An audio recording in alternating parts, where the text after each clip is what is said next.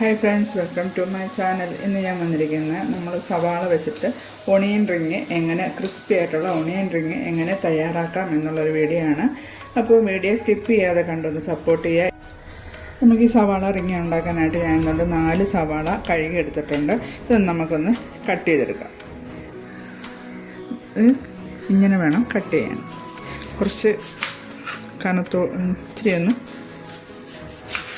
ഇച്ചിരി ഒരു ഇതിൽ കനത്തിൽ വേണം കട്ട് ചെയ്യാൻ.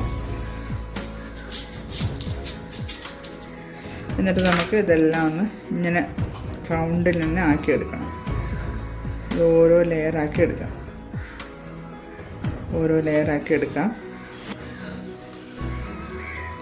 ചെറുത് നമുക്ക് എടുക്കണ്ട. ഇത് കട്ടായിപ്പോയി. അപ്പം നമുക്ക് അടുത്തത് നോക്കാം.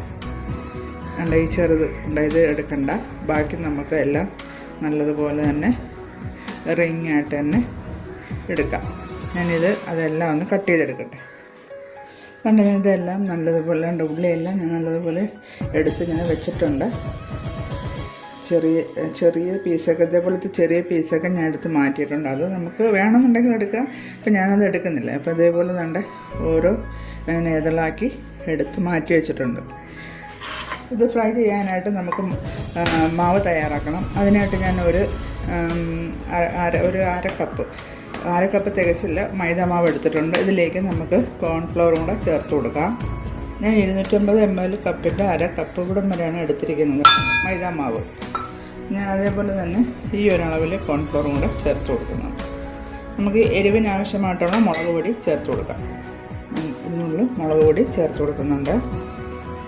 ലേശം കുരുമുളക് പൊടിയും കൂടെ ചേർത്ത് കൊടുക്കും. ലേശം മസാലപ്പൊടിയും കൂടെ ചേർക്കാം. മാവിന് ആവശ്യമായിട്ടുള്ള ഉപ്പും കൂടെ ചേർത്തൊന്ന് നമുക്ക് നല്ലതുപോലെ ഒന്ന് മിക്സ് ചെയ്യാം. ഈ മിക്സ് ചെയ്ത മാവിൽ നമുക്ക് ഈ സവാള റിങ് ഒന്ന് ചെറുതായിട്ടൊന്ന് ഡിപ്പ് ചെയ്തിട്ട് മുക്കിയെടുത്ത് മാറ്റിയേക്കണം. എല്ലാം ഇതേപോലെ ഒന്ന് മുക്കിയെടുക്കാം.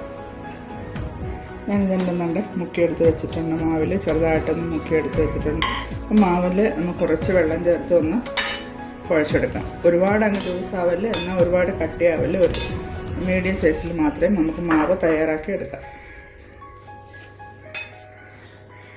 നമ്മൾ മാവിവിടെ തയ്യാറാക്കി കഴിഞ്ഞ് നമുക്കിതൊന്ന് ഓരോന്ന് വെളിച്ചെണ്ണയിലൊന്ന് ഫ്രൈ ചെയ്തെടുക്കാം. ഞങ്ങളൊരു ചീനച്ചട്ടി ഇട്ടിട്ടുണ്ട്. ചീനച്ചട്ടി ചൂടായിട്ടുണ്ട്. ഫ്രൈ ചെയ്യാൻ ആവശ്യമായിട്ടുള്ള വെളിച്ചെണ്ണ ഒഴിച്ചു കൊടുക്കുക. ഞാനിവിടെ കുറച്ച് ബ്രെഡിൻ്റെ പൊടി എടുത്തിട്ടുണ്ട്. ബ്രെഡ് ക്രാംസ് എടുത്തിട്ടുണ്ട്. നമുക്ക് മാവിൽ ഉള്ളിയുടെ ഇറങ്ങി മാവിലൊന്ന് മുക്കിയിട്ട് ഇതിൽ ഒന്ന് ഡിപ്പ് ചെയ്തിട്ട് നമുക്കത് ഫ്രൈ ചെയ്തെടുക്കാം.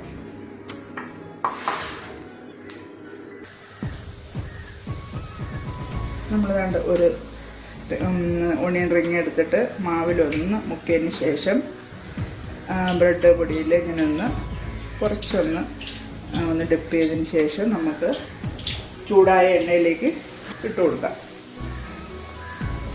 അങ്ങനെ 3 ഇട്ട് കൊടുത്തിട്ടുണ്ട്. അതൊന്ന് ഫ്രൈ ആയിട്ട് നമുക്ക് കോരി മാറ്റാം.